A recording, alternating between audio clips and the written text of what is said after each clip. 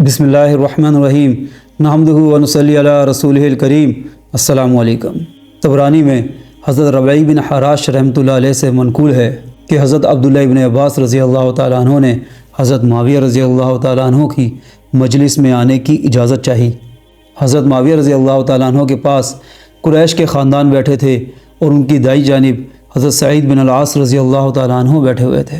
جب حضرت معاویہ رضی اللہ تعالیٰ عنہ نے حضرت عبداللہ ابن عباس رضی اللہ تعالیٰ عنہ کو آتے ہوئے دیکھا تو حضرت سعید رضی اللہ تعالیٰ عنہ سے کہنے لگے کہ میں ان سے ایسے سوال کروں گا جن کا وہ جواب نہیں دے سکیں گے۔ تو حضرت سعید رضی اللہ تعالیٰ عنہ فرمانے لگے کہ حضرت عبداللہ ابن عباس رضی اللہ تعالیٰ عنہ جیسے آدمی کے لیے تمہارے سوالات کا جواب دینا کوئی مشکل نہ ہوگا۔ جب حضرت عبداللہ ابن عباس رضی اللہ تعالیٰ عنہ آ کر بیٹھ گئے تو حضرت معاویہ رضی اللہ تعالیٰ عنہ نے فرمایا کہ آپ کا حضرت ابو بکر رضی اللہ تعالیٰ عنہ کے بارے میں کیا خیال ہے؟ حضرت عبداللہ ابن عباس رضی اللہ تعالیٰ عنہ فرمانے لگے کہ اللہ تعالیٰ ابو بکر رضی اللہ تعالیٰ عنہ پر رحم فرمائیں، وہ اللہ کی قسم قرآن کریم کی تلاوت فرمانے والے اور کجی سے دور اور بے حیائی سے غفلت فرمانے والے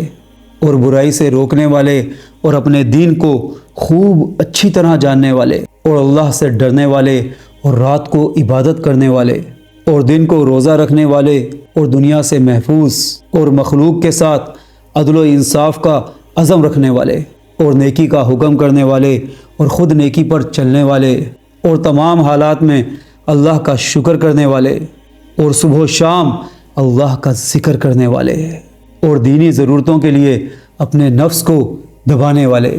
اور وہ پرہیزگاری اور قناعت میں اور زہد اور پاک دامنی میں اور نیکی اور احتیاط میں اور دنیا کی بے رغبتی اور حسن سلوک کا اچھا بدلہ دینے میں اپنے تمام ساتھیوں سے آگے تھے، اور جو ان پر عیب لگائے اس پر قیامت تک اللہ کی لعنت ہو۔ پھر حضرت معاویہ رضی اللہ تعالیٰ عنہ نے فرمایا کہ آپ حضرت عمر بن الخطاب رضی اللہ تعالیٰ عنہ کے بارے میں کیا کہتے ہیں؟ تو حضرت ابن عباس رضی اللہ تعالیٰ عنہ نے فرمایا اللہ ابو حفص رضی اللہ تعالیٰ عنہ پر رحم فرمائے، اللہ کی قسم وہ اسلام کے مددگار ساتھی اور یتیموں کا ٹھکانہ، ایمان کا خزانہ اور یتیموں کی جائے پناہ اور پکے مسلمانوں کی جائے قرار اور اللہ کی مخلوق کے لیے قلعہ اور تمام لوگوں کے لیے مددگار تھے۔ وہ صبر اور احتساب کے ساتھ اللہ کے دین کو لے کر کھڑے ہوئے، یہاں تک کہ اللہ تعالیٰ نے دین اسلام کو غالب فرما دیا اور کئی ملکوں پر اللہ تعالیٰ نے مسلمانوں کو فتح دی، اور تمام علاقوں میں چشموں اور ٹیلوں پر تمام اطراف و اکناف عالم پر اللہ کا ذکر ہونے لگا۔ وہ بدگوئی کے وقت بڑے وقار والے اور فراخی اور تنگی ہر حال میں اللہ کا شکر کرنے والے، ہر گھڑی اللہ کا ذکر کرنے والے تھے۔ جو ان سے بغض رکھے یوم حسرت یعنی قیامت تک اللہ کی اس پر لعنت ہو۔ پھر حضرت معاویہ رضی اللہ تعالیٰ عنہ نے فرمایا کہ آپ حضرت عثمان بن عفان رضی اللہ تعالیٰ عنہ کے بارے میں کیا فرماتے ہیں؟ تو حضرت ابن عباس رضی اللہ تعالیٰ عنہ نے فرمایا کہ اللہ تعالیٰ حضرت ابو عمر رضی اللہ تعالیٰ عنہ پر رحمت نازل فرمائے، وہ بڑے شریف سسرال والے اور نیک لوگوں سے بہت زیادہ جوڑ رکھنے والے اور مجاہدین میں سب سے زیادہ جم کر لڑنے والے اور بڑے شب بیدار اور اللہ کے ذکر کے وقت بہت رونے والے، دن رات اپنے مقصد کے لیے فکر مند رہنے والے، ہر بھلے کام کے لیے تیار اور ہر نجات دینے والی نیکی کے لیے بھاگ دوڑ کرنے والے اور ہر ہلاک کرنے والی برائی سے دور بھاگنے والے۔ انہوں نے غزوہ تبوک کے موقع پر اسلامی لشکر کو بہت زیادہ ساز و سامان دیا تھا اور یہودی سے خرید کر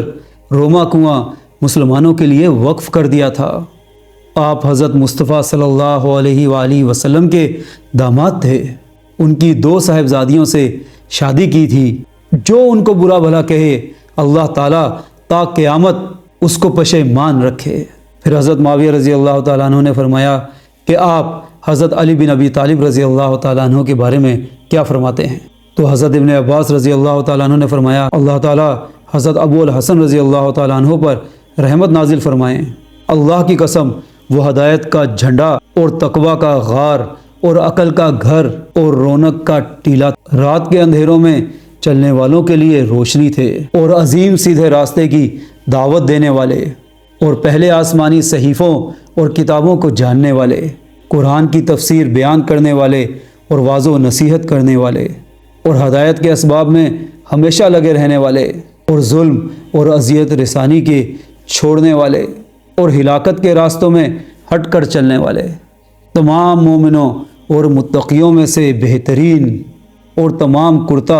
اور چادر پہننے والوں کے سردار اور حج وسع کرنے والوں میں سے افضل اور عدل و مساوات کرنے والوں میں سے سب سے بڑے جواں مرد تھے، اور انبیاء اور حضرت محمد صلی اللہ علیہ وآلہ وسلم کے علاوہ تمام دنیا کے انسانوں سے زیادہ اچھے اور طیب تھے، جنہوں نے دونوں قبلوں بیت المقدس اور خانہ کعبہ کی طرف نماز پڑھی۔ کیا کوئی مسلمان ان کی برابری کر سکتا ہے جبکہ وہ عورتوں میں سے سب سے بہترین عورت یعنی حضرت فاطمہ رضی اللہ تعالی عنہ کے خاوند تھے اور حضور صلی اللہ علیہ وآلہ وسلم کے دو نواسوں کے والد تھے؟ میری آنکھوں نے ان جیسا نہ کبھی دیکھا اور نہ قیامت تک کبھی دیکھ سکیں گی۔ جو ان پر لعنت کرے اس پہ اللہ اور اس کے بندوں کی قیامت تک لعنت ہو۔ پھر حضرت معاویہ رضی اللہ تعالیٰ عنہ نے فرمایا کہ آپ حضرت زبیر اور حضرت طلحہ رضی اللہ تعالیٰ عنہ کے بارے میں کیا فرماتے ہیں؟ حضرت ابن عباس رضی اللہ تعالیٰ عنہ نے فرمایا کہ اللہ تعالیٰ ان دونوں پر رحمت فرمائے۔ اللہ کی قسم وہ دونوں پاک باز، نیک، صاف ستھرے مسلمان، شہید اور عالم تھے۔